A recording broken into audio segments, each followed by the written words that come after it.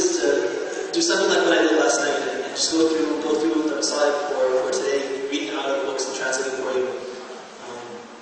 I understand it might be difficult. Those of you who don't know any Arabic, it might be a little bit trying to listen to the Arabic. But there are other people who do either know Arabic or they understand some of the words and stuff. I think it's beneficial for us to hear it.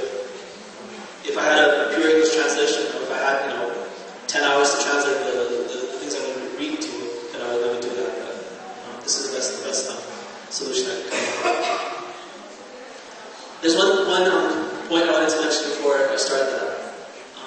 And that is something from my own personal development, personal struggle with the commemoration of Ashura.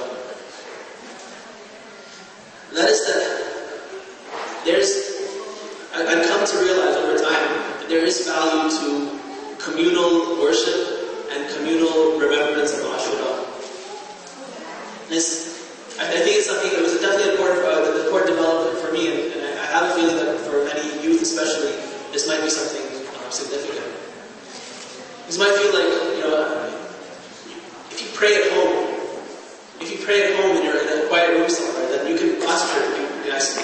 You can kind of tune out all the noises, go into a place where there are no distractions, and you can pray. You come to the masjid, though, any masjid, not just this, any masjid, and you have so many people, you have cell phones going off, people to remember to turn them off, you have kids running around, so there's so many other distractions. Sometimes people whispering too loud, like they're supposed to say things in the spot, they say things very loudly, and it can bother you, it can distract you. And so I wonder, why are we encouraged to pray in Jama'ah when you can pray with so much more concentration at home in the quiet? There is benefit, there's great benefit for the Jama'ah, and for that reason, the way Allah tells us what's important, what's a priority, is by slapping on a particular reward for that. And so, for instance, for congregational prayer, He's promised us many times the reward of a prayer by yourself. And some hadith says that 70 times, one prayer in Jama'ah, even just a quick prayer, say that the Imam just does all the wajibat, leaves off the mustahaqat, just a quick prayer in Jama'ah is worth, I don't really exact numbers, it's worth 70 prayers by yourself. Or for 70, praying for 70 years. There are different numbers like that for the ratio. The same thing goes for, what's the benefit? What's the reason for that?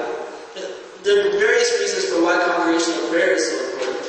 And that's going to help us understand why congregational commemoration is also important. One of the reasons is that we're people who live in a society, we're people who live in a community. We're not hermits. We're not encouraged to be hermits. Right? We're not encouraged to withdraw from people and be all by ourselves and do things by ourselves all the time. There's a time for solitude. There's a time for solitude for the sake of pondering over things, thinking about things. But we're encouraged to constantly be in touch with people. With families, we're not encouraged to being single. There's no place for being single in Islam. You're encouraged to be married, to have children, to have, be an active member in your community. Neighbors are really important. Being involved with them. Right, so you're encouraged to be like that. And when you're with people, you're always going to have conflicts, you're always going to have challenges, and all sorts of different things. The congregational prayer is a microcosm for that. When you come for congregational prayer, the goal is still the same. You're still trying to get closer to Allah, but now you have to deal with all these challenges. The challenges of life, of people doing annoying things sometimes, things different than you and so forth. And so that's a microcosm to help us develop ourselves so that we can practice being with people and still focusing on Allah. It's easy enough when you're by yourself, you're a hermit, then it's easy to focus on Allah. There are no challenges, no distraction, anything. It's the challenges, and you're really kind of developing when you are able to do that in a congregation. A Hajj is the epitome of that. You go to Hajj, you're supposed to be focusing on Allah, and you have people hitting you, pushing you, and it's a very difficult sort of situation because there's such a crowded place. So that's one of the philosophies behind congregation. With commemoration of Karbala especially, and reading du'as, we're also encouraged to do this together as a group. And a couple of the benefits I've been able to find for this are the following. One is that when you do things as a congregation, the congregation kind of pulls you along. Right? If you're at home, say if you're doing the Ziyarah Ashura, 100 salams at home, right? How many of us would have actually done it, had the discipline to actually sit down and do it? How many of us, if we did start it, how many of us would have gotten tired and quit? Probably most of us. But when you're in congregation, then you might feel tired for a few minutes in the middle, right? When I'm feeling a little stronger, I'll keep on going, I'll push, and then when I feel tired, then you're there to push, right? So like as a group, the momentum of the group kind of pulls you along, and you get it done. You're able to do things that you wouldn't necessarily do by yourself. That's a great benefit. We're there to hold each other up, and in our worship, we can also have that effect on each other. There's also more discipline to having these regular programs. Like say, for Dua Kumail, for instance, if it was just a solitary thing, you do it at home, everyone's supposed to do it by themselves at home. Again, how many people would probably do it on a regular basis? Most of us probably would. How many people pray Fajr on a regular basis at home? Hopefully everyone does, but the reality may be worse than that. But when you have a regular program for Dua Kumail or for Jumu'ah prayers, these sorts of things, then it brings you out of your house, it makes it a discipline sort of thing. There's one factor that you also have people looking at each other. Right? So you know who's here on a regular basis. If someone doesn't come, then everyone wonders, why did he come today? If someone's really irregular, everyone wonders why doesn't he come on a regular basis? And so that factor also kind of helps to motivate us.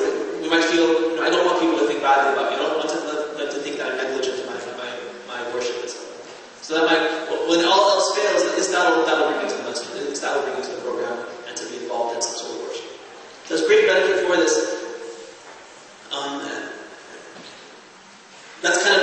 That's one of the philosophies behind having these groups or congregations. We could all pick up a book at home and read the Maqta and maybe get something out of it. But having this as a group, it has great benefit to increase the discipline, to make it a regular thing, to make sure that we all are exposed to this. Sallallahu alaihi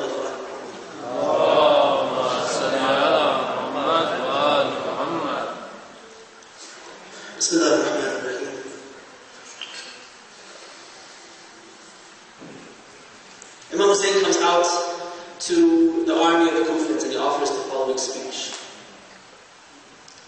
أنشدكم الله هل تعلمون أن جدي رسول الله?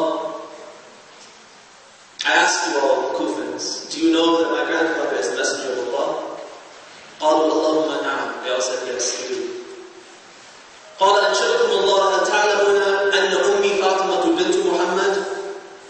Do you know that my mother is Fatima, the daughter of Muhammad? They said, Allah.